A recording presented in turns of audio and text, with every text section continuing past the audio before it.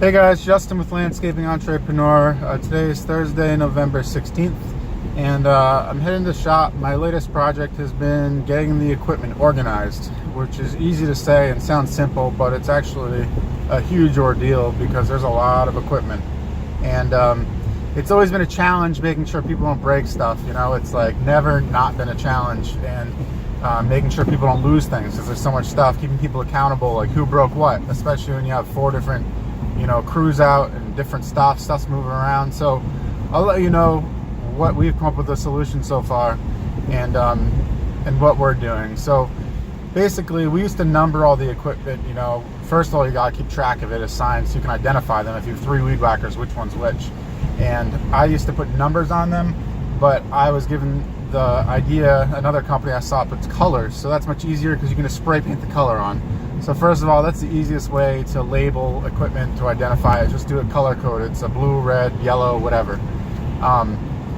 So we got that down. And the other thing is, what you need a spare set of equipment. So we have a blue crew, yellow crew, orange crew, red crew, and those are all crews assignments. So easier said than done. Red crew should never take orange crew's shovel or orange crew's backpack blower. That's the beginning of everything getting fucked up. So you got to have, the first step is having a spare of everything, which we have is white. So we keep a white copy of everything in the garage. In theory, there's still some stuff we haven't been able to get a white version of, or the white one broke, we didn't replace it yet. But if not everyone is in on the system and everything's going the way it's supposed to, then it doesn't work. That goes with any system. So we have a white copy of everything. So then we have a sign-out system. So I used to do it digitally on the tablets. I'm just going back to paper because it's just easier. If people have issues with the software and stuff, it just, again, doesn't work. So we're going back to clipboards. So each trailer and truck independently has an inventory. So the truck, just like you rent out a car, the first day you take the truck, if you didn't use it the day before, you inventory the truck, initial it, and the manager makes sure that gets done. If you keep using that truck for a week, no worries. It's like a rental car. You haven't given it back yet.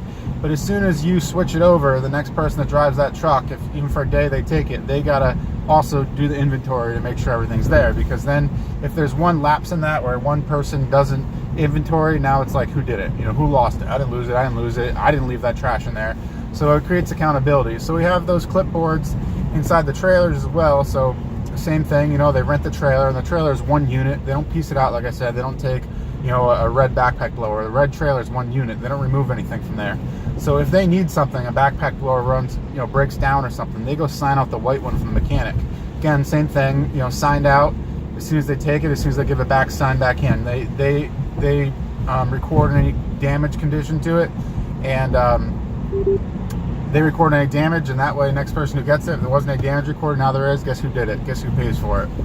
To extend on that, our policy for broken equipment is we realize that people will break stuff from time to time. Accidents happen. You're going to run over a shovel. Do I think that if you work a whole season, you run over a shovel, you should have to pay for it? No, shit happens. So, to keep that from being like, oh, okay, shit happens, we do make it measurable.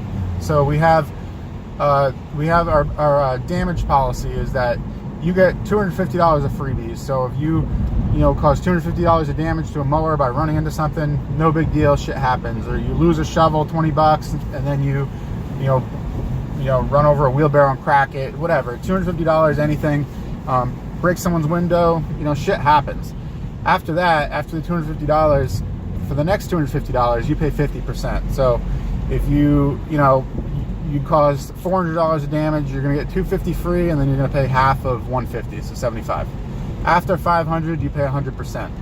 So that's our policy, and making things actually follow it. Again, if the manager isn't working with you, enforcing that stuff gets inventoried, or if the mechanic's not telling you when shit gets broken, it doesn't work. So you really got to get everyone on the same page. So anyway, I think the equipment policy is pretty good in theory. We got to lock it down, but I hope that gives you guys some ideas on how to keep track of equipment. And it's better, for sure, to come up with a system before you have 4 crews than when you have 4 crews going.